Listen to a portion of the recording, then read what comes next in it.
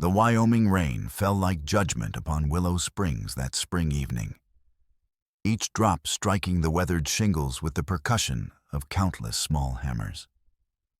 10 bears stood motionless in the shadows outside McCarty's general store, his weathered hands gripping the smooth rail as his dark eyes tracked the movements across the muddy street where trouble gathered like storm clouds.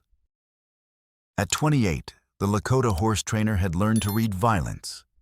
In the spaces between heartbeats, the way conversations died, when strangers approached, how fingers found gun leather, during innocent exchanges, the nervous clustering of armed men who pretended coincidence.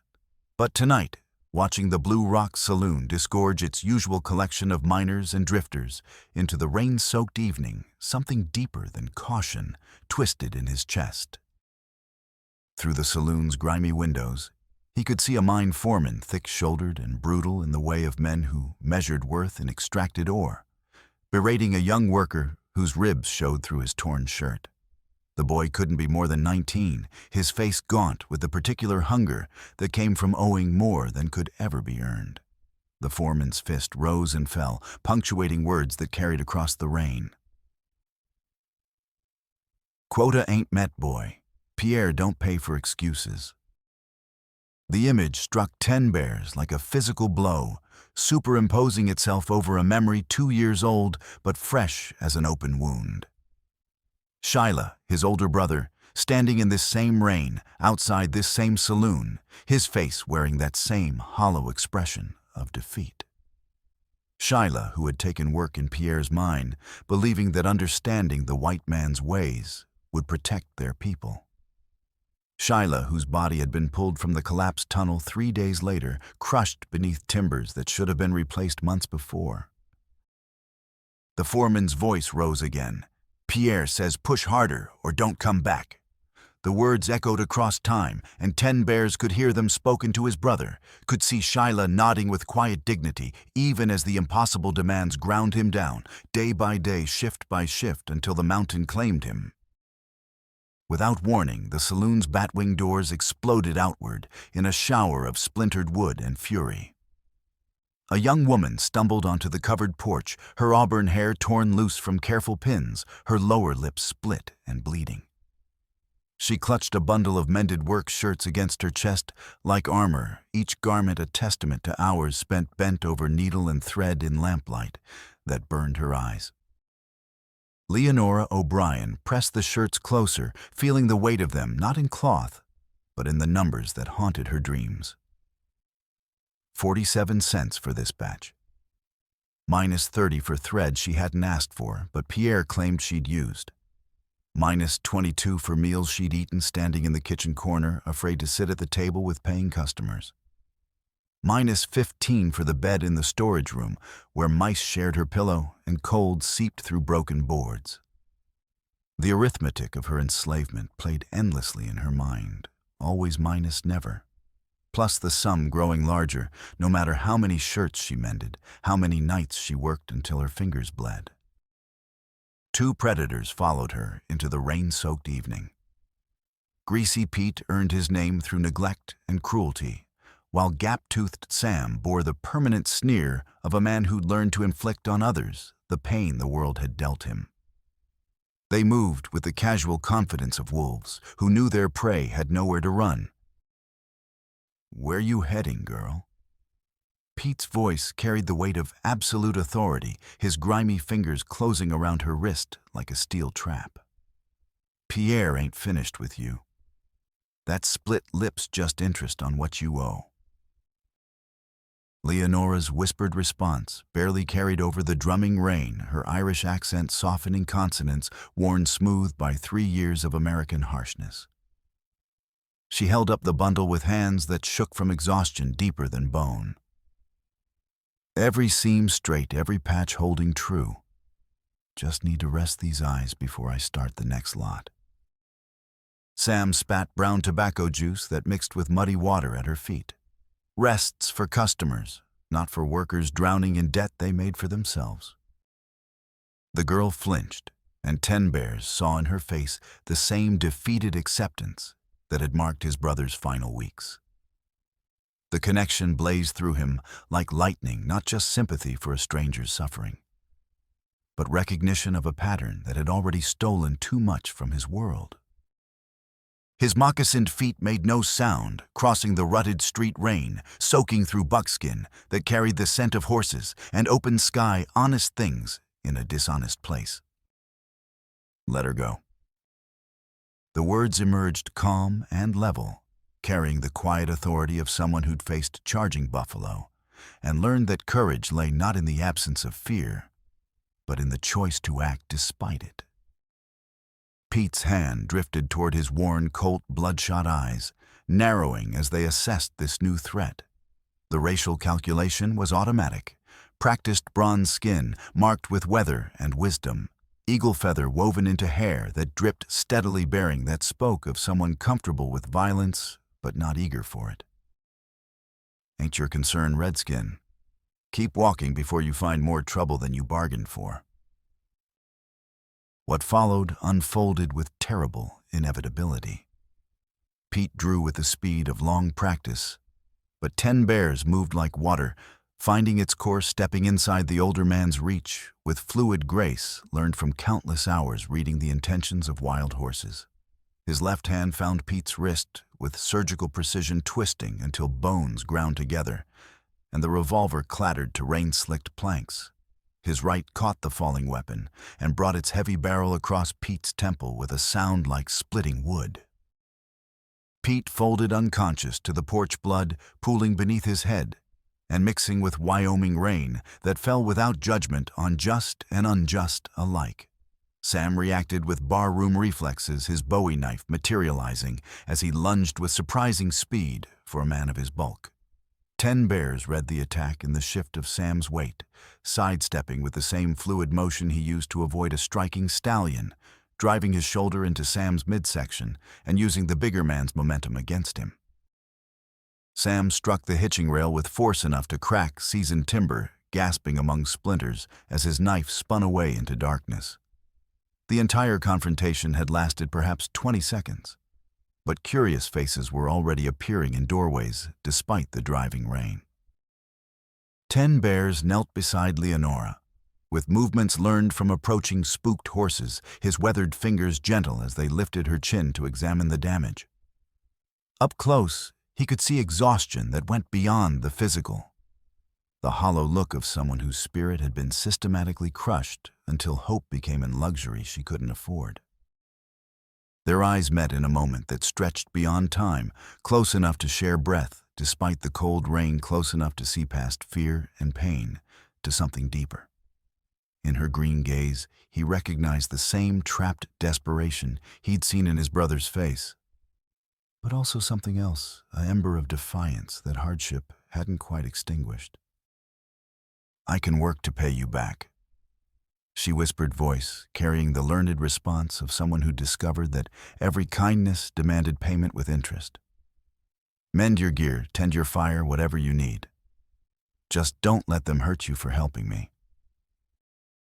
10 bears studied her face, reading years of betrayal in eyes that should have sparkled with youth, but instead held the wariness of someone much older. He shook his head slowly, his voice carrying conviction that cut through the storm's fury like a blade. "No, you can rest beside me under the stars." The words hung between them, simple and profound, carrying promise of something she'd never known.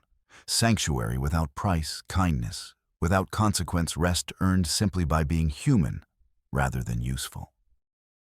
10 bears maintained his camp where Tallow Creek carved its serpentine path through groves of cottonwood trees, their silver-green leaves whispering secrets to wind that carried the scent of distant mountains.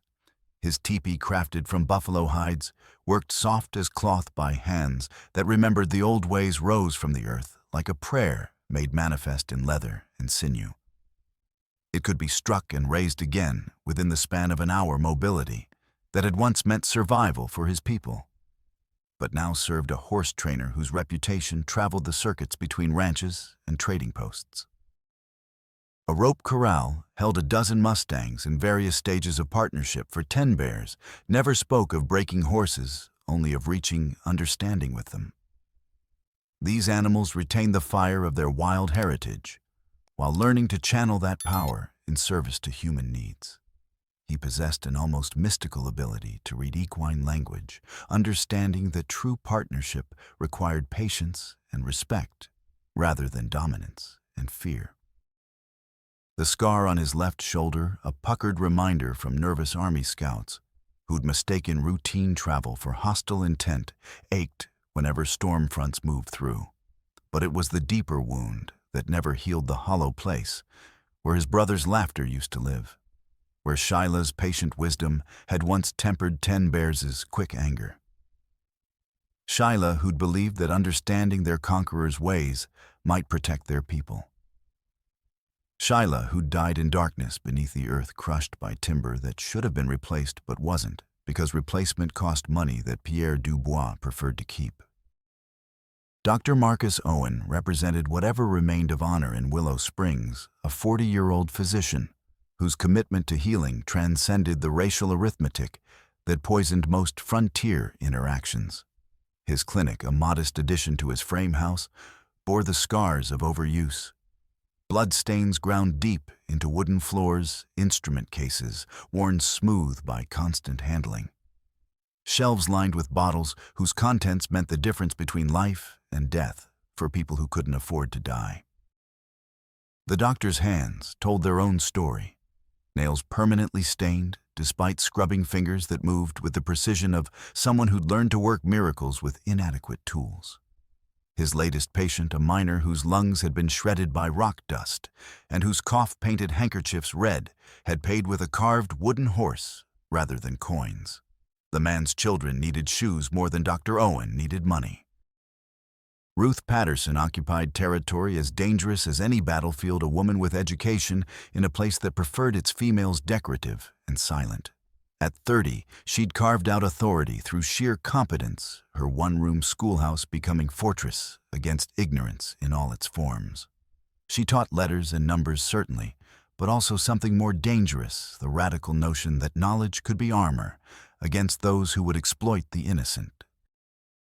Her students came from across the valley, children of miners and farmers, immigrants and natives, all equal before the slate board, where she wrote lessons in democracy as much as arithmetic. When the territorial inspector visited questioning her curriculum's emphasis on workers' rights and civic responsibility, she'd faced him down with quiet steel. "I teach children to think. If that troubles you, perhaps you should examine what you'd prefer they believe instead." Walter Kowalski embodied the immigrant dream in all its fragile hope and constant terror of loss. The 40-year-old Polish farmer had crossed an ocean carrying nothing but determination and his family's future in calloused hands that had learned to coax life from reluctant soil. His small farm along Tallow Creek represented everything he'd sacrificed to achieve backbreaking labor, translated into rows of corn and hay that could mean the difference between survival and starvation when winter came. His wife Maria had given him 2 children and nearly died birthing the second, her strength still fragile as spring grass.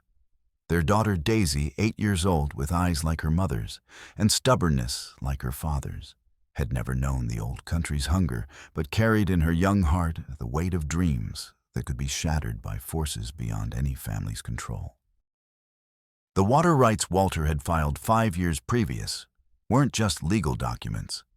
They were lifelines thrown across the chaos of frontier law, anchoring his family's future to the creek's reliable flow. Prior appropriation doctrine sang a simple song was come first served, earliest use trumps all later claims. Walter had been first, had put water to beneficial use, when this valley knew only deer trails and wind-bent grass. The territorial law should have protected him. Should have. Pierre Dubois served as architect of Willow Springs corruption, a 50-year-old Frenchman whose cultured accent disguised appetites as vast as the territory itself. He'd arrived 8 years earlier with perfect timing after the territory's establishment, but before federal oversight could establish real roots. His Blue Rock Saloon anchored enterprises that stretched like spider webs through every aspect of local commerce, mining interests that extracted silver and lives with equal efficiency. Real estate speculation that turned desperation into deed transfers. Labor management that kept workers trapped in cycles of debt that compounded like interest on borrowed time. Pierre understood that true power lay not in crude violence, but in the patient manipulation of systems designed to protect the innocent. He corrupted law rather than breaking it, twisted justice rather than defying it outright. A contract here, a filed claim there, a word in the right official's ear. These were his weapons, as deadly as any gun, but wearing the mask of legitimacy that made resistance seem criminal rather than heroic. His methods for controlling workers operated through contracts deliberately crafted to circumvent federal anti-peonage laws, while creating the same enslaving effect. Though Congress had outlawed debt bondage in 1867, territorial enforcement remained weak, and corrupt officials could be counted upon to ignore federal statutes when it served local business interests. Pierre's contracts used compound interest rates and inflated charges to ensure obligations grew faster than wages could satisfy them, creating permanent servitude disguised as voluntary employment. Sheriff Frank Conrad provided the badge that made Pierre's schemes shine with official authority. At 35, he wore law enforcement like a costume that never quite fit properly, constantly adjusting gun belt and badge, as if arrangement might transform him into something worthy of respect rather than fear. His loyalty could be purchased as easily as supplies from McCarty's store payable in cash or favors, or simply the promise of continued authority over men who deserved better protection than he provided. Leonora's situation crystallized everything toxic about frontier economics, where the vulnerable could be legally enslaved by those clever enough to navigate territorial statutes that favored creditors over debtors, employers over workers, men over women. Her journey from County Cork to Wyoming Territory had begun with promises as golden as autumn wheat: honest work, fair wages, the chance to build something lasting in a land where the past couldn't follow. The reality proved harsher than any Irish winter. Pierre's debt system operated through mathematical precision, designed to ensure that obligations grew faster than they could be satisfied, creating permanent servitude disguised as temporary employment. Each day brought new charges board that cost more than meals provided lodging, that charged premium rates for storage room accommodations, materials that appeared on her account without explanation or consent. The contract she'd signed, trusting desperate, unable to read its legal complexities, had become shackles forged from her own signature, carefully crafted to appear legitimate, while violating federal prohibitions against involuntary servitude. But in the arithmetic of her enslavement, Leonora had discovered something Pierre hadn't intended: the precise knowledge of how his systems operated, where documents were kept, which lies required, which supporting evidence. A seamstress learned to see patterns, to follow threads to their source, to understand how individual elements combined into larger designs. Pierre's empire was simply another pattern, and patterns could be unraveled by patient hands that knew where to pull. The morning after Ten Bear's intervention dawned with crystalline clarity, frost painting the prairie grass in patterns that would vanish with first sunlight.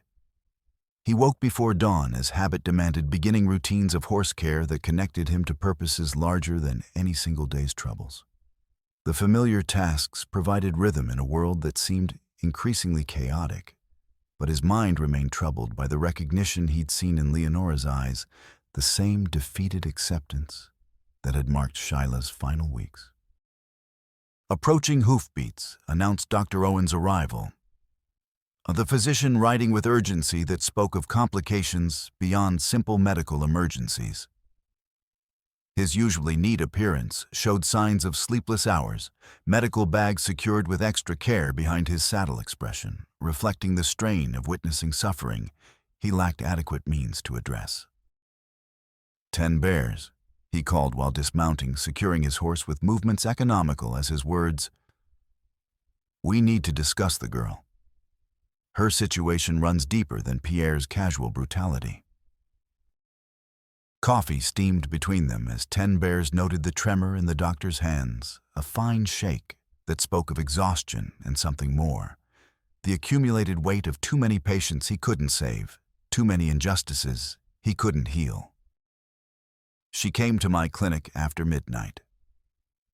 Dr. Owen continued his voice, carrying the careful neutrality he used when discussing cases that threatened to overwhelm his professional detachment. Not seeking treatment, her injuries will heal, but because Pierre had locked her from her room. Claims she violated contract terms by leaving without permission. The implications crystallized immediately. Under territorial law, such violations could generate fines that would be added to existing obligations, creating spirals of debt that made escape mathematically impossible.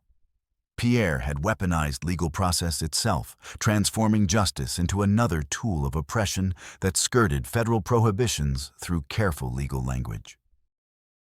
Spent the night behind my clinic rather than accept charity that might worsen her situation. The doctor's disgust colored his tone.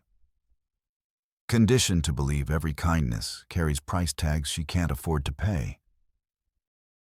Before 10 bears could respond, multiple horses approached from town's direction, announcing arrivals that would transform their understanding of the crisis they faced. Ruth Patterson rode with the competent ease of someone who'd learned frontier skills from necessity rather than choice, while Walter Kowalski followed on his sturdy farm horse, weathered face, reflecting the constant anxiety of a man whose family's survival depended on factors beyond his control. Dr. Owen. Ruth called while dismounting her teacher's efficiency, evident in movements that wasted no motion. Thank Providence you're here. We've discovered something that changes everything. She paused to catch breath before delivering news that would reshape their understanding of Pierre's ambitions. Messenger from Copper Gulch arrived before dawn. They're beginning hydraulic operations tomorrow, diverting Tallow Creek through Pierre's new dam system. Walter's face drained of color as implications struck home. His farmer's mind calculating destruction with brutal precision. Can't be legal, he said, voice carrying desperate hope rather than confidence. Filed proper rights 5 years back. First, beneficial use grants protection against later claims. The law was clear in principle, if complex in application. Prior appropriation doctrine established hierarchy based on historical precedents.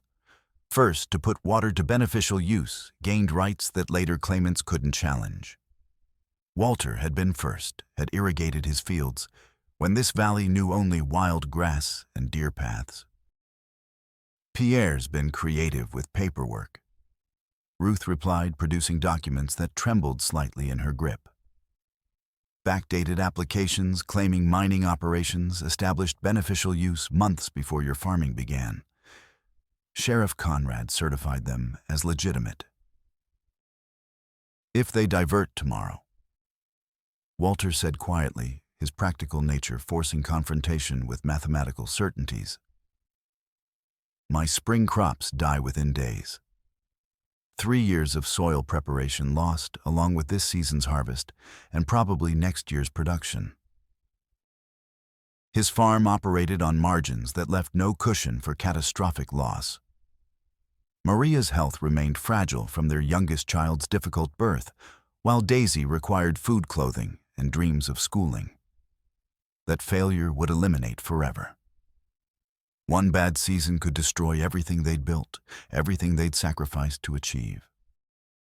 Leonora's arrival riding behind Dr. Owen with careful dignity despite her battered appearance completed the group that would either challenge Pierre's empire or witness its complete triumph. Her green eyes reflected determination rather than the hollow defeat.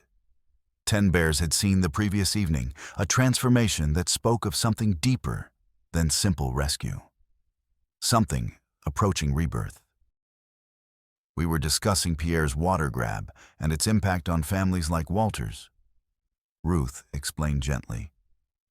Your knowledge of his methods could help us understand how to challenge what appears to be systematic fraud.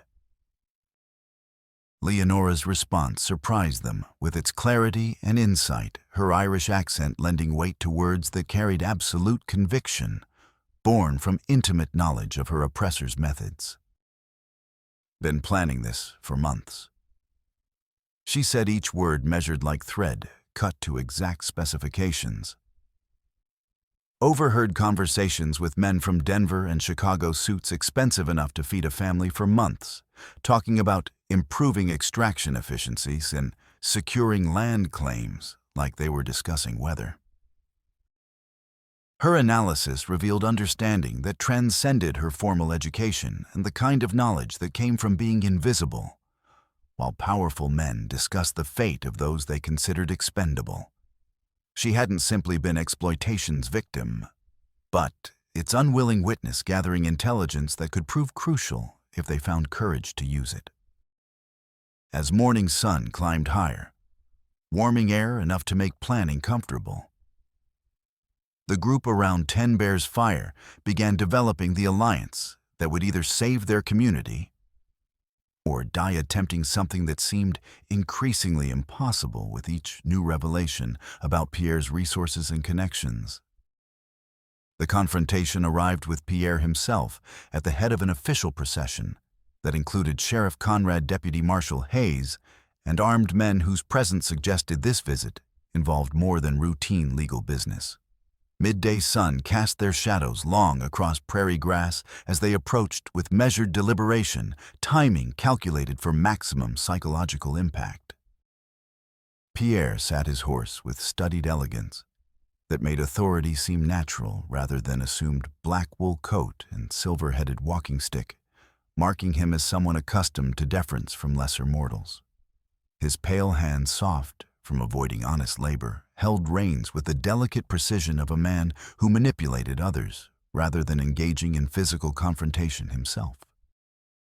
Sheriff Conrad wore his authority with obvious satisfaction badge, polished to mirror brightness, and weapons displayed prominently as reminders of his power to enforce whatever decisions Pierre might make.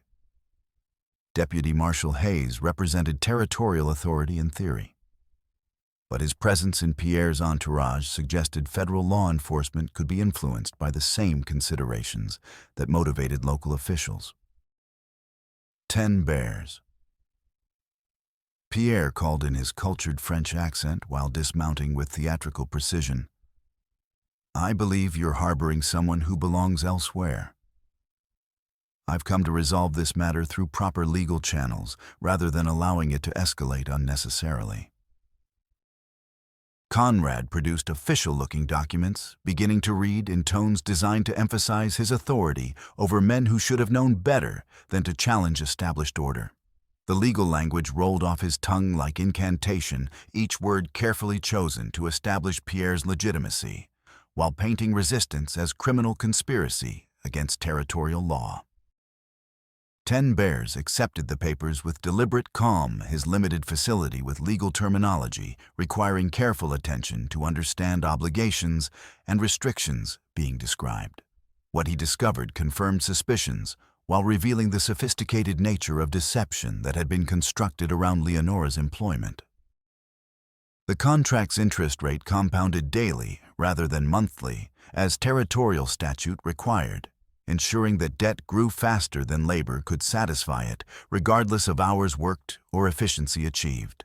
Room and board charges exceeded reasonable rates for comparable accommodations, while liability clauses made workers responsible for damages and losses that provided mechanisms for increasing obligations whenever convenient for maintaining control. Most critically, the contract's terms created conditions that federal law specifically prohibited, as involuntary servitude, but used language crafted to appear voluntary while making escape practically impossible. This document violates territorial statutes and federal law. 10 Bears observed, handing papers back to Deputy Hayes with movements that suggested careful consideration rather than hasty judgment.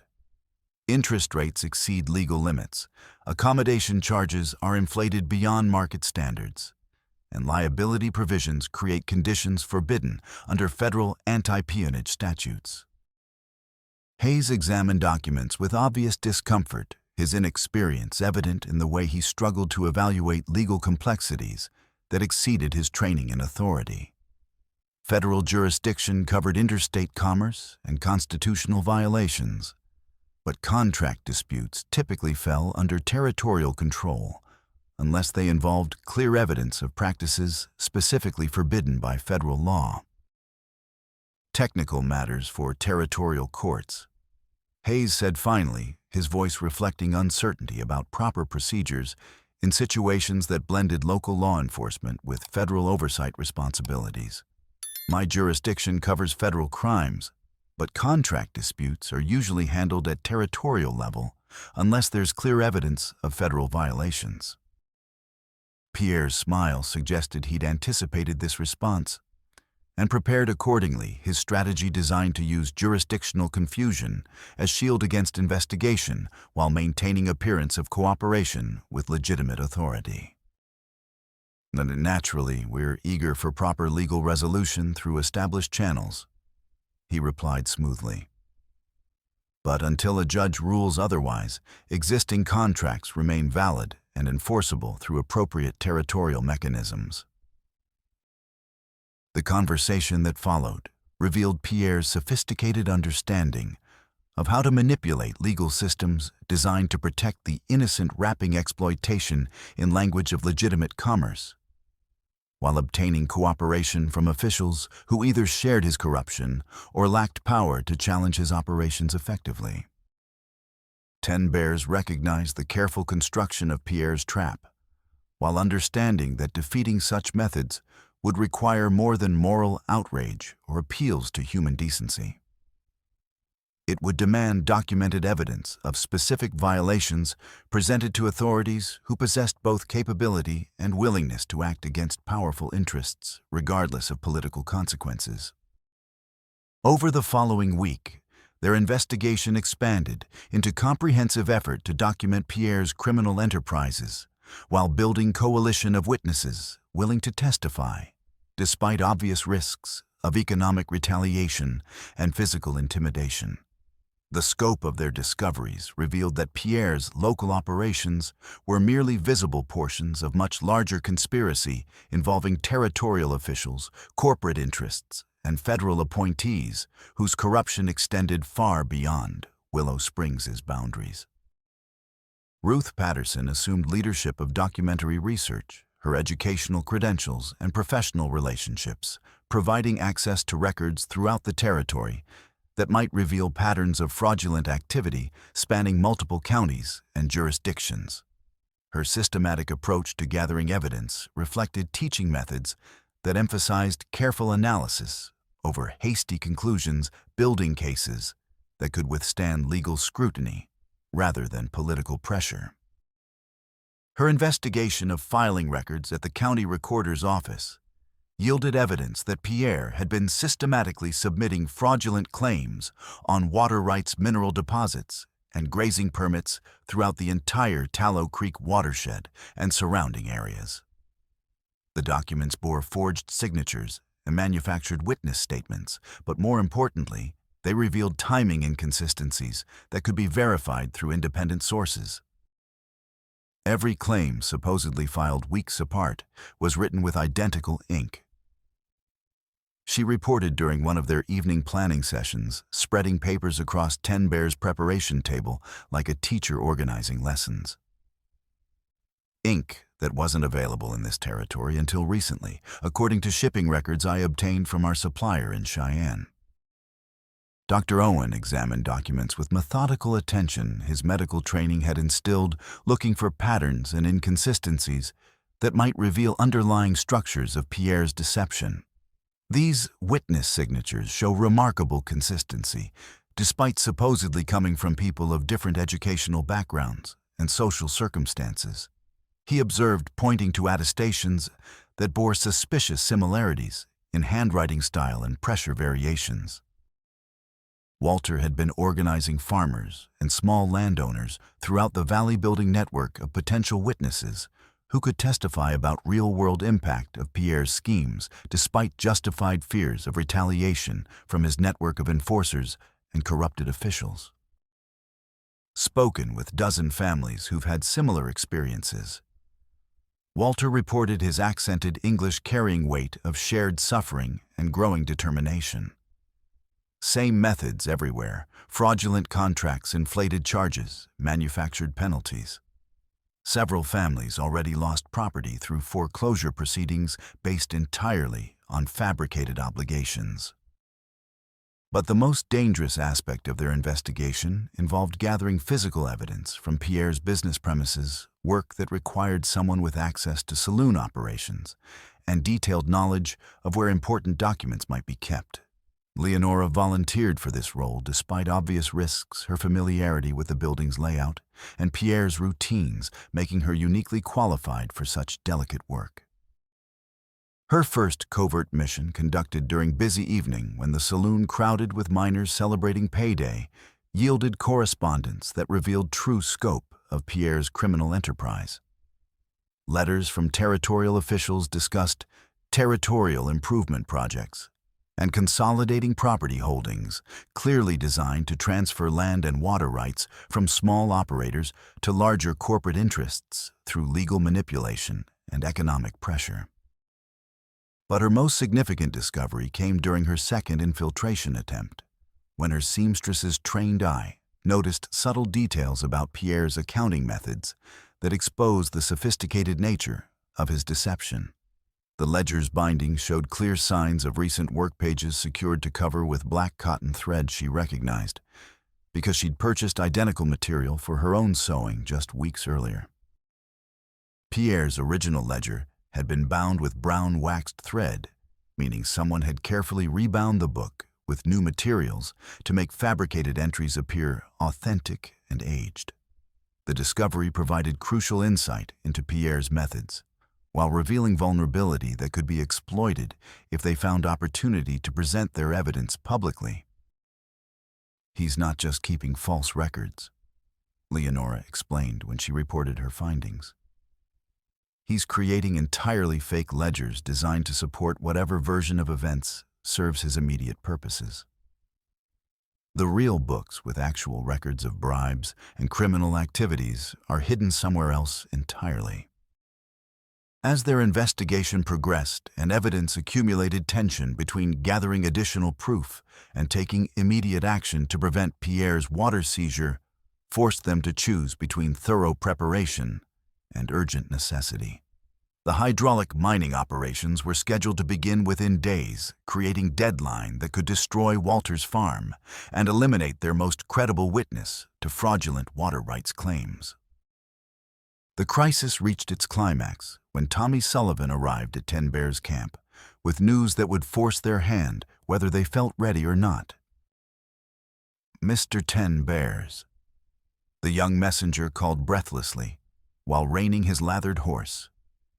"Pierre's called emergency meeting at courthouse tonight. Claims he's got evidence of dangerous criminals planning to sabotage legitimate business operations and steal property belonging to honest enterprises." The courthouse square hummed with nervous energy as townspeople gathered under torchlight that transformed familiar faces into shifting masks of shadow and uncertainty. Pierre had positioned himself on makeshift platform constructed from wooden crates, his black coat and silver walking stick, lending theatrical authority to his commanding presence above the crowd. Sheriff Conrad flanked him with deputies, whose uniforms and weapons served as tangible reminders of official power backing whatever accusations were about to be made. The assembled crowd miners still bearing rock dust on their clothes, farmers whose hands carried honest dirt beneath their nails, shopkeepers whose prosperity depended on community stability, shifted restlessly in flickering light. Their faces reflected mixture of curiosity, fear, and barely suppressed anger at disruptions that had been plaguing their daily lives with increasing frequency and intensity. Ten Bears and his allies made their way through the assembly, staying toward the back, where they could observe without drawing immediate attention, while positioning themselves for whatever action circumstances might demand. The crowd's mood seemed balanced on knife's edge between acceptance and rebellion, requiring only proper catalyst to tip toward either submission or uprising. Citizens of Willow Springs. Pierre began his cultured accent, carrying clearly across assembled faces. Tonight, we confront crisis that threatens our community's very foundations. Evidence has come to light, revealing dangerous conspiracy against lawful enterprises that provide employment and prosperity to our territory. His words were crafted to appeal to economic fears, while positioning himself as defender of community interests against outside agitators who threatened their livelihood and security. Several people nodded in agreement, but 10 bears noticed others exchanging skeptical glances, their recent hardships making them less willing to accept Pierre's version of events without question. On the courthouse steps, illuminated by harsh glare of multiple torches, stood Greasy Pete, holding what appeared to be official ledger book. His head remained wrapped in blood-stained bandages from their previous encounter, while his eyes glittered with malice as he surveyed the crowd like predator selecting prey. Beside him, toothless Sam gripped young Daisy Kowalski's shoulders and the 8-year-old's tear-streaked face, providing stark, emotional contrast to menacing adults who surrounded her with barely concealed violence. Walter's sharp intake of breath when he spotted his daughter was audible even over the crowd's murmur, every muscle in his body tensing as paternal instincts warred with tactical necessity. His hands clenched into fists that trembled with restraint, while his eyes never left the knife at Sam's belt that could end his world with single motion. "Stay calm," Dr. Owen whispered urgently, placing restraining hand on Walter's arm. "We can't help her if we act rashly and get ourselves killed or arrested." Ladies and gentlemen," Pierre continued with theatrical sorrow that would have impressed professional actors. "It grieves me beyond expression to report that certain individuals among us have been engaged in systematic theft and fraud designed to destroy honest enterprises and drive away investment capital our territory desperately needs for continued growth." Conrad stepped forward with official document, beginning to read formal charges in pompous tones designed to emphasize his authority over men who should have known better than to challenge established order. The list of accusations struck their group like physical blows. Leonora O'Brien charged with theft and conspiracy, Dr. Marcus Owen accused of providing unauthorized medical treatment, Ruth Patterson charged with inciting workers and stealing documents, 10 bears accused of harboring fugitive workers and possessing stolen property. But as Leonora stared at the ledger in Pete's hands, her seamstress training provided crucial insight that would transform their desperate situation into opportunity for complete victory. The binding thread catching torchlight was wrong, not brown waxed thread she remembered from Pierre's original ledger, but black cotton thread she'd purchased herself just weeks earlier for her own work. The moment stretched into eternity as recognition crystallized into certainty. Every detail of Pierre's deception became clear, from the fresh smell of recently applied ink to the too uniform appearance of entries that should have shown months of accumulated wear and variation. "That ledger is complete fabrication," she called out suddenly, her voice cutting through Pierre's prepared presentation with clarity of absolute conviction, born from intimate knowledge of materials and methods being misrepresented. The entire square fell silent, as if her words had physical weight, heads turning toward her voice in darkness, while Pierre's face went rigid with fury, and Conrad's hand moved instinctively toward his weapon. The townspeople looked back and forth between Leonora and the platform, uncertainty and growing suspicion evident in expressions that reflected years of accumulated grievances against Pierre's rule. "I can prove it." Leonora continued, stepping forward into torchlight, where everyone could see her clearly, her small frame somehow commanding attention through sheer force of conviction. "The binding thread is black cotton number 12. I bought identical material last week from McCarty's store. It's brand new stock that wasn't available when Pierre claims these records were written. Mrs. McCarty's voice rang out from somewhere in the assembly, like clarion call. She speaks truth. We received our first shipment of that thread just last week from our Denver supplier. The accusation struck the crowd like thunderclap, releasing tensions that had been building for months under Pierre's increasingly oppressive rule.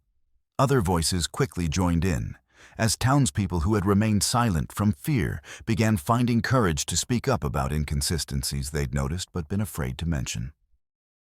Anna Mueller, the German seamstress, whose competition with Leonora had been twisted by Pierre into mutual suspicion, confirmed the technical assessment with professional authority. The girl knows her materials. That thread is new as spring grass. Jake Wilson, who operated the town's largest general store and had felt Pierre's pressure to inflate prices for immigrant workers, pointed out discrepancies in Pierre's claims about when various business transactions had supposedly occurred. Them dates don't match my sales records, not by months. Pierre's carefully orchestrated demonstration was degenerating into chaos as his credibility crumbled before the assembled crowd like dam giving way to spring flood. His face darkened with rage as he realized months of planning were unraveling in minutes destroyed by simple truth spoken by someone he dismissed as powerless and ignorant. Enough of these desperate lies. He shouted, his cultured accent slipping into harsher tones that revealed desperation beneath his polished exterior. You're witnessing criminal deception, the kind of fraud that destroys honest communities. But Dr. Owen stepped forward with medical authority that lent weight to his words, his professional reputation providing credibility that Pierre's wealth couldn't purchase or intimidate. If that's not Pierre's original ledger, he called loudly enough for everyone to hear, Ardwell, then where are the real business records that every legitimate enterprise is required to maintain by territorial law? The logical challenge created exactly the kind of problem that could destroy Pierre's entire narrative, while providing townspeople with concrete reason to question everything they'd been told about legitimate authority and criminal conspiracy. The crowd's mood was shifting from passive acceptance to active skepticism, and Pierre could see control slipping away like water through his fingers. Sheriff Conrad recognized the threat to their entire operation and moved to reassert authority through the only means he truly understood. Enough of this disruption, he barked, drawing his weapon with theatrical flourish, designed to intimidate rather than threaten directly. These individuals are under arrest on legitimate charges supported by proper evidence. Anyone who interferes with law enforcement will face additional charges of obstruction and aiding known criminals. But Walter Kowalski's paternal desperation had reached absolute breaking point at the sight of his daughter being used as leverage in adult conflicts she couldn't understand or influence. "Let Daisy go this instant," he demanded, pushing forward through the crowd with fury of father, whose child was threatened, his accented English carrying weight of determination that transcended language barriers. Sam's response was swift and vicious, his Bowie knife appearing at Daisy's throat while his grip tightened on her small shoulders with force that made her cry out in pain and terror. The girl stays exactly where she is until Daddy learns proper respect for legitimate authority. He snarled through missing teeth, his words carrying promise of violence that needed no translation.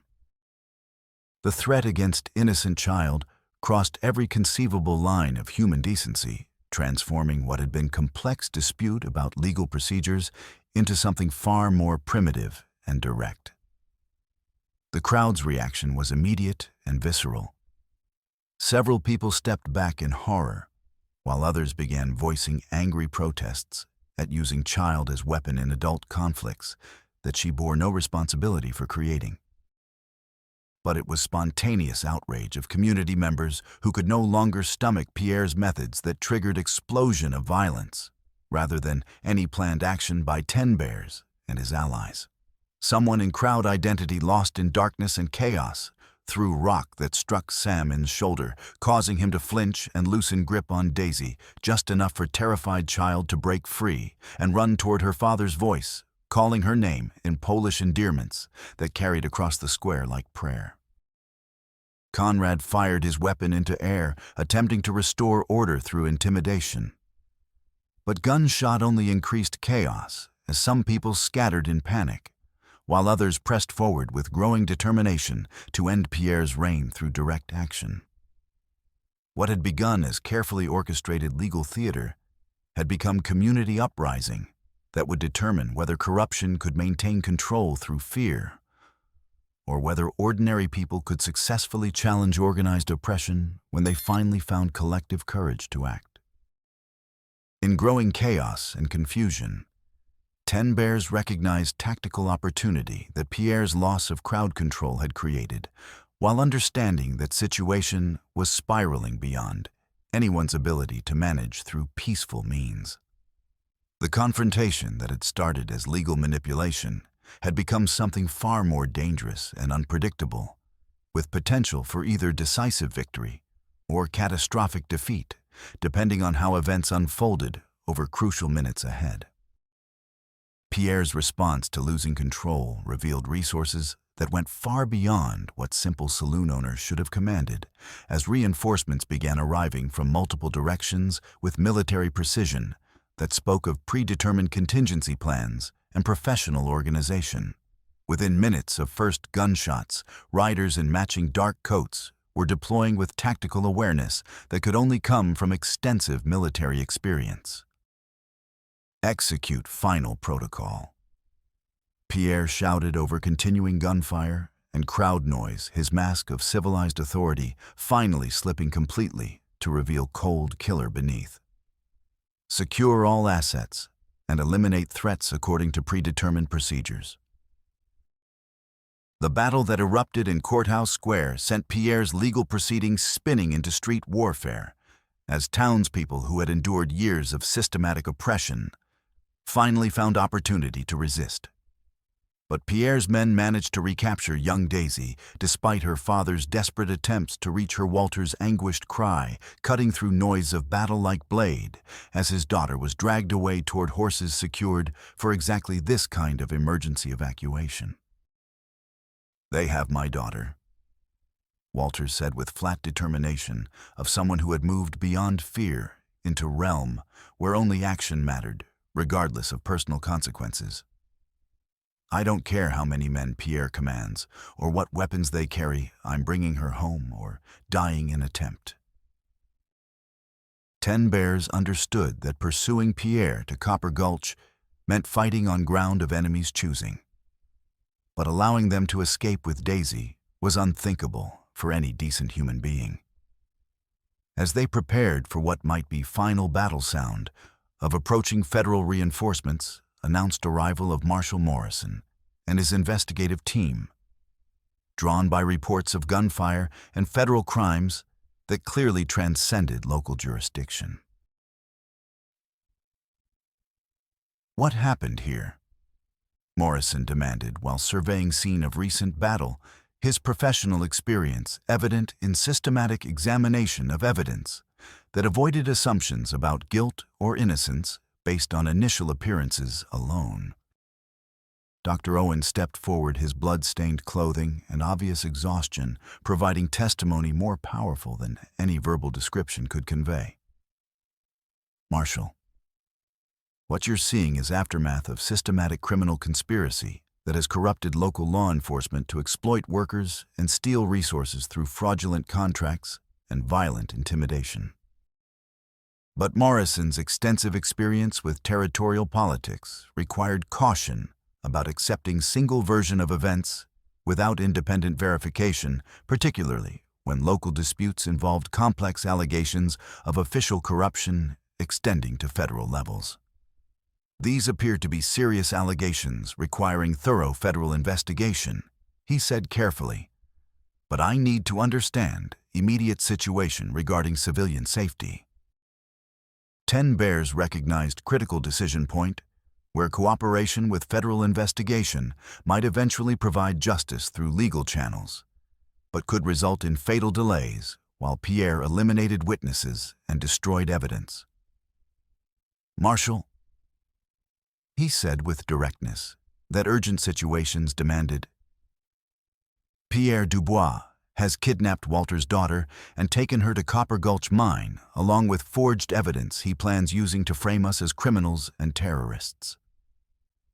We can wait for proper legal procedures while innocent child faces death or take immediate action that might prevent murder, but complicate your investigation." The sound of distant explosion from mine's direction provided answer to their dilemma while creating new urgency about Pierre's intentions for final resolution of evening's conflicts.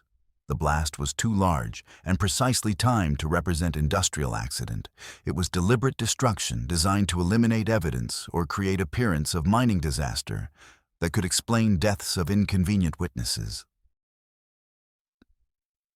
"That settles jurisdictional questions," Morrison said grimly, his federal authority finally aligned with moral necessity and legal obligation. "If civilians are in immediate danger from ongoing criminal conspiracy, we have both jurisdiction and duty to intervene with whatever force proves necessary." The assault on Copper Gulch Mine commenced under star-filled Wyoming sky, where territory's high altitude provided brilliant illumination that aided their approach while potentially exposing movements to observation by Pierre's sentries. Marshal Morrison organized attack with military precision, dividing forces to strike from multiple directions while maintaining coordination through predetermined signals and timing markers designed to prevent friendly fire incidents during confusion of night combat. 10 Bears led advance party through narrow canyon approach that Leonora had identified from her knowledge of mine's geography, his tracking skills allowing navigation of treacherous terrain in darkness, while avoiding loose rocks and unstable surfaces that might betray their presence to listening guards. Each step required careful balance between speed and stealth progress, measured in yards gained against discovery that could mean death for everyone involved. Behind him, Dr. Owen carried medical supplies for treating wounded, along with weapons acquired from fallen opponents during town battle. His physician's knowledge of human anatomy providing tactical advantages in combat situations where precise shot placement could mean difference between disabling opponent and causing unnecessary death. His primary mission involved reaching any wounded quickly enough to prevent fatal blood loss, while securing whatever testimony Sheriff Conrad might provide about territorial officials involved in Pierre's conspiracy. Ruth and Walter followed designated route through abandoned mine workings that connected to main complex through tunnels originally excavated for silver extraction, but now serving as infiltration routes for rescue operation that would either save Daisy's life or cost their own in attempt. Walter's desperate determination provided emotional drive that sustained him through physical challenges of underground movement in complete darkness, while Ruth's systematic mind kept track of their position relative to surface landmarks and potential escape routes. The mine site sprawled across scarred mountainside like infected wound in Earth's flesh, its collection of wooden buildings and mechanical equipment silhouetted against starlight by harsh glare of coal oil lanterns that provided illumination for Pierre's defensive preparations. Night air carried acrid smell of blasting powder, mixed with deeper sense of disturbed earth and human fear that testified to recent violence and ongoing threat of more to come. The flickering yellow flames cast dancing shadows that made accurate shooting difficult while creating pools of amber light surrounded by impenetrable darkness where death could lurk unseen. Pierre had transformed administrative complex into fortress, using mining equipment and industrial materials to create defensive positions that provided excellent fields of fire while protecting his remaining followers from return attacks. Approximately 20 men remained under his command, including professional gunfighters whose competence was evident in tactical positioning and weapon selection that spoke of military training and extensive experience in frontier violence. Sheriff Conrad lay propped against wooden crate near mine office, his belly wounds roughly bandaged, but clearly requiring immediate medical attention if he hoped to survive next few hours. His cooperation with Pierre's operations had been secured through combination of bribery and intimidation.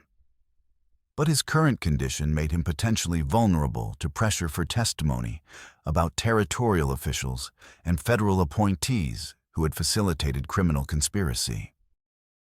Young Daisy sat bound with mining rope beside pile of industrial supplies, her 8-year-old face streaked with tears, but showing remarkable courage for child thrust into adult conflict, far beyond her understanding or control.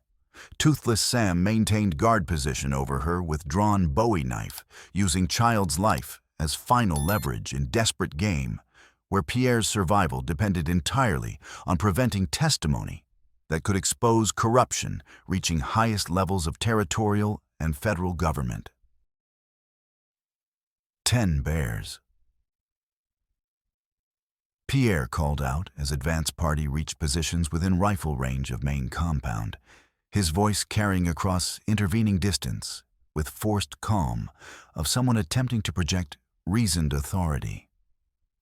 Despite circumstances that had reduced his options to immediate escape or violent resistance to death. I know you're out there somewhere in darkness with your misguided allies. This situation can still be resolved through civilized negotiation rather than unnecessary bloodshed that will accomplish nothing except creating more widows and orphans.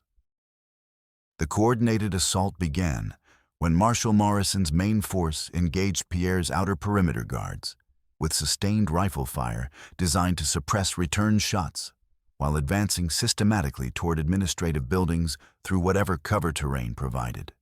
Muzzle flashes lit night like deadly fireworks, while bullets ricocheted off mining equipment and wooden structures with sharp cracks that echoed from surrounding canyon walls like thunder in mountain storm.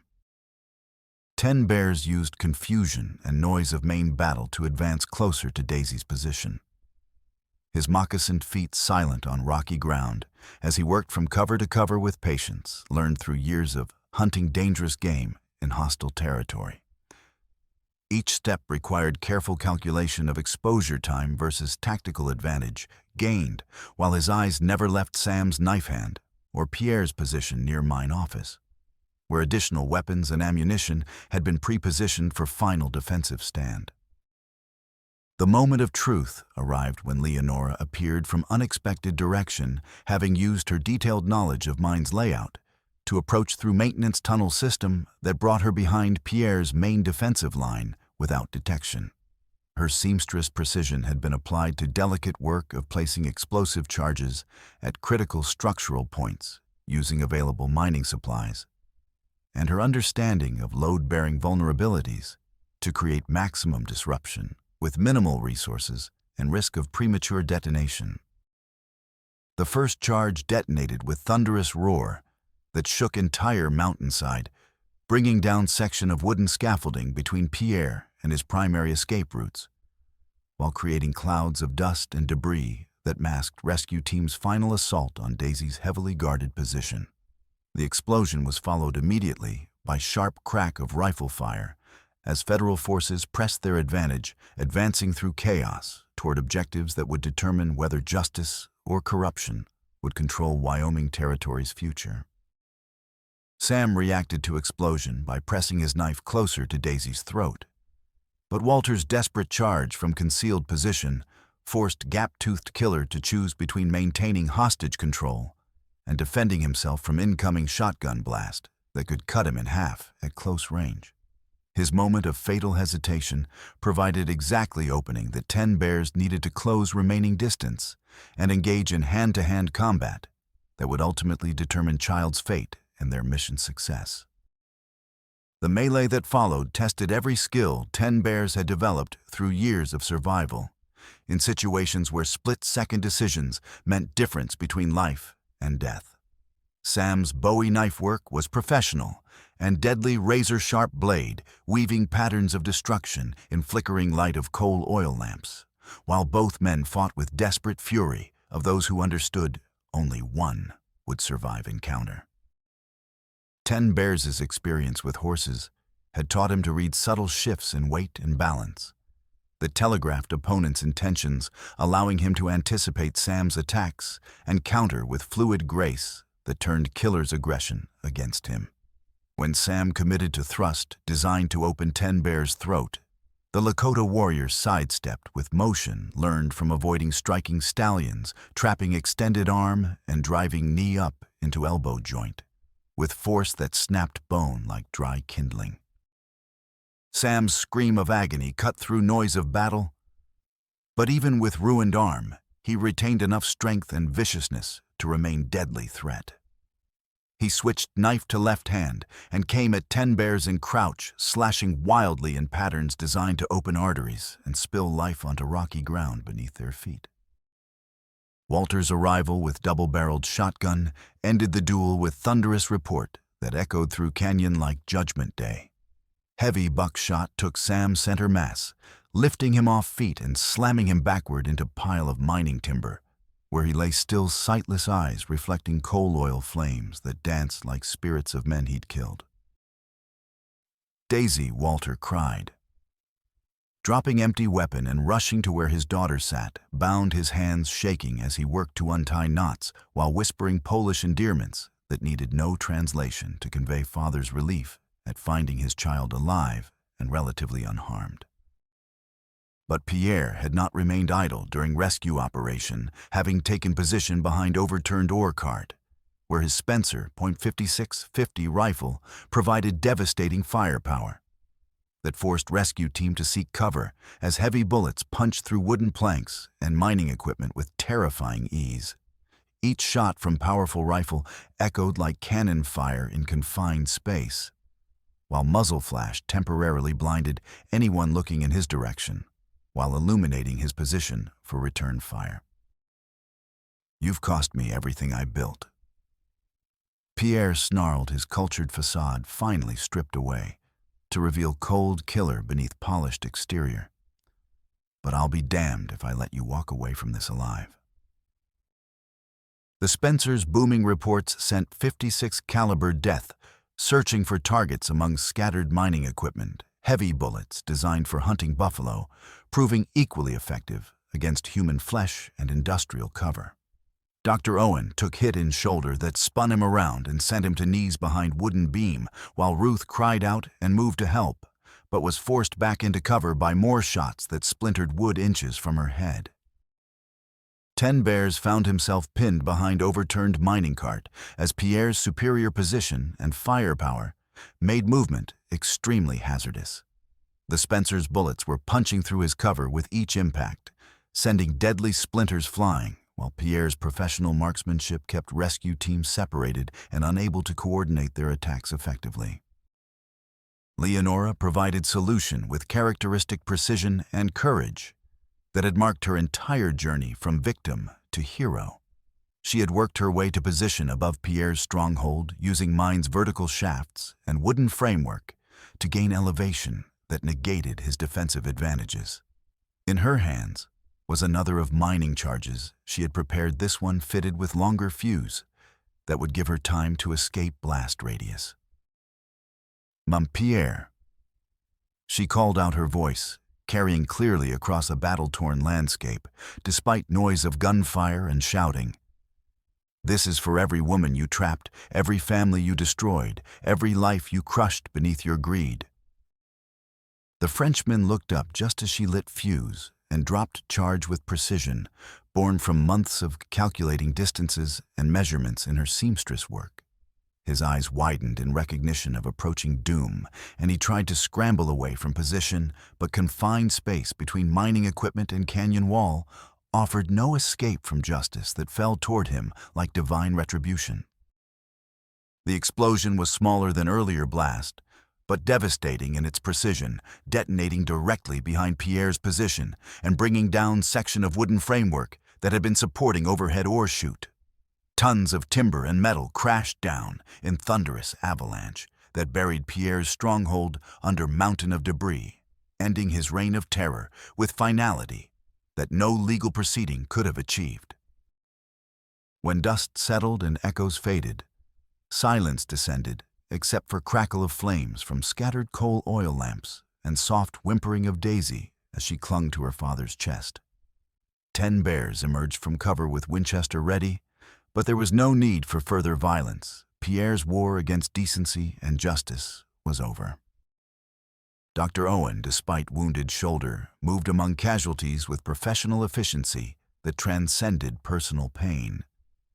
His medical training demanding he preserve life even among enemies who had tried to kill him. Sheriff Conrad, barely conscious from blood loss, was stabilized enough to survive transport to proper medical facilities, where he could provide testimony about network of corruption that had enabled Pierre's crimes. As dawn broke over Copper Gulch and immediate dangers of combat gave way to longer-term challenges of legal resolution and community healing, 10 bears surveyed results of their hard-fought victory with emotions that mixed satisfaction with sorrow. Justice had been achieved through direct action when legal systems failed to protect innocent, but at cost in human lives, that demonstrated how far American institutions had fallen short of founding ideals about equality and protection for all citizens. 3 weeks after confrontation at Copper Gulch, Mine Willow Springs had begun transformation into genuinely just community, where law served people rather than powerful interests seeking to exploit vulnerable populations. Federal investigation had exposed corruption extending throughout Wyoming territory, while providing foundation for reforms that would protect small farmers, immigrant workers, and other groups whose voices had been silenced by Pierre's reign of terror. Sheriff Conrad's survival and extensive cooperation with federal prosecutors resulted in arrests of 7 territorial officials and suspension of 15 federal appointees pending investigation into their roles in fraudulent land claims, illegal water rights manipulation, and systematic abuse of immigrant workers through debt peonage contracts that violated both territorial statutes and constitutional protections. The Blue Rock Saloon remained boarded and empty, its contents seized as evidence, while building itself served as visible reminder of how thoroughly Pierre's malign influence had penetrated local economic and social structures that governed daily life in frontier communities. Immigrant workers who had been trapped by fraudulent debt contracts were declared free of all obligations, with federal attorneys working diligently to recover wages withheld through accounting fraud and illegally imposed penalty charges. Dr. Owen's medical practice expanded significantly as grateful community recognized his courage during crisis, while territorial authorities appointed him to serve on commission investigating healthcare conditions in frontier mining operations throughout Wyoming and neighboring territories. His clinic now served patients from across entire region, while his testimony about systematic worker abuse contributed directly to new regulations requiring basic safety measures and medical care for all industrial employees. Ruth Patterson found her position as schoolteacher strengthened by community's enhanced appreciation for education's crucial role in preventing exploitation and maintaining honest government that served citizens rather than corporate interests. Her curriculum now included comprehensive lessons about legal rights, fair labor practices, and importance of civic participation in democratic governance, while her classroom became regular meeting place for community discussions about ongoing improvements and political reforms that would prevent future Pierre Dubois from gaining power. Walter Kowalski successfully reclaimed his water rights through federal court orders that directed restoration of natural flow patterns to Tallow Creek, while mandating removal of all illegal diversions that had threatened his farm's survival and his family's livelihood. His cooperation with investigators was rewarded with financial compensation for crop losses and assistance in expanding agricultural operations, while his testimony helped establish important legal precedents, protecting small farmers from corporate acquisition schemes disguised as legitimate business development. Young Daisy showed remarkable resilience in recovering from traumatic experience. Her natural childhood optimism, aided by security, that came from knowing men who had threatened her could never again cause harm to anyone in their community. Her father's heroism in protecting her had become subject of local legend that would inspire future generations, while her own brave behavior during crisis earned her special place in community's regard that would influence her development for years to come. 10 Bears emerged from conflict, with reputation enhanced throughout territory. And beyond his crucial role in exposing Pierre's crimes, having demonstrated that cooperation between different communities and ethnic groups could achieve justice impossible through individual resistance or isolated efforts. His horse training business expanded dramatically as ranchers from across region sought animals trained by someone whose integrity, competence, and courage had been proven under most demanding circumstances imaginable. But it was Leonora whose personal journey proved most dramatic and significant for future of their resilient community. Courage she displayed in confronting Pierre and systematically gathering evidence needed to expose his crimes had revealed reserves of strength that surprised even closest allies, while detailed knowledge of his operations made her invaluable as witness in federal proceedings against surviving conspirators throughout territorial government and corporate hierarchy. Legal resolution of her fraudulent debt contract restored personal freedom and legal status. But more importantly, it provided sense of agency and self-respect that years of systematic exploitation and psychological manipulation had nearly destroyed completely. Her testimony before federal investigators helped establish crucial legal precedents that would protect future immigrant workers from similar abuse, while understanding of Pierre's accounting methods assisted attorneys in recovering substantial funds for compensating victims. The most shocking discovery came when federal attorneys examined Pierre's private diary, which Leonora had risked her life to obtain during covert operations. Hidden within its pages was detailed accounting of how Pierre had systematically acquired properties throughout territory. But more devastating was revelation about the true nature of Shyla's death in mine collapse 2 years earlier. The diary revealed that Shyla's death had not been tragic accident, but direct result of Pierre's deliberate cost-cutting measures that eliminated safety supports to maximize silver extraction profits. Pierre had known mine was unstable, but ordered continued excavation anyway, viewing workers as expendable resources in pursuit of wealth that could purchase political influence and social standing. More shocking still, the diary showed that Shyla's death had directly financed Pierre's acquisition of prime real estate along Tallow Creek, including substantial homestead that had been purchased with profits from unsafe mining practices that killed 12 men, including 10 Bears' beloved brother. The property had then been used as collateral in fraudulent scheme that trapped Leonora in debt peonage, creating connection between victims that neither had known existed. When 10 Bears learned truth about his brother's death and its connection to Leonora's suffering, pain was almost overwhelming. But it was tempered by knowledge that justice had finally been served and that Shyla's sacrifice had not been in vain. If it helped prevent others from suffering similar fate while exposing corruption that threatened entire territory's future. The legal resolution was both just and deeply symbolic. Since Pierre had used profits from Shyla's death to acquire property that was then illegally pledged against Leonora's fraudulent debt, federal courts ruled that homestead should revert to parties whose suffering had financed its purchase. 10 Bears and Leonora found themselves joint owners of substantial property that carried both promise of future prosperity and weight of tragic history that had brought them together. The homestead sat in sheltered valley beside Tallow Creek, with cottonwood trees providing shade and windbreak, while substantial buildings reflected kind of permanent investment in community stability that Pierre's criminal enterprise had systematically destroyed wherever it operated.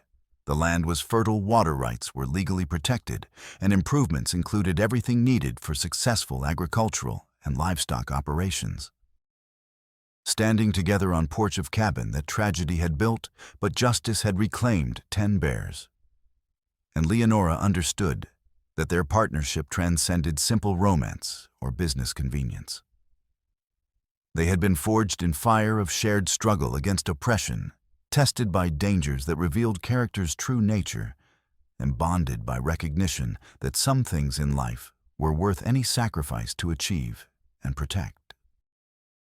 "I keep thinking about what you said that first night in the rain," Leonora said softly, her voice carrying warmth that came from genuine security rather than desperate gratitude.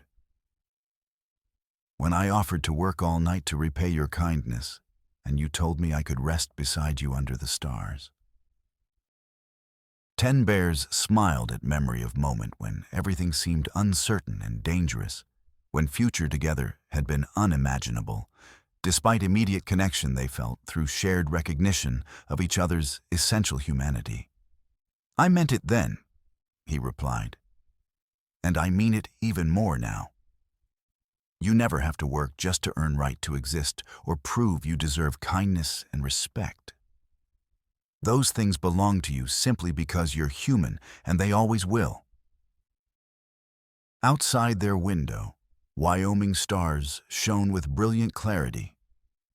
That high altitude and clean air provided throughout territory, while Tallow Creek murmured softly as it flowed past their property toward distant plains where other dreamers were building new lives based on mutual respect and shared prosperity.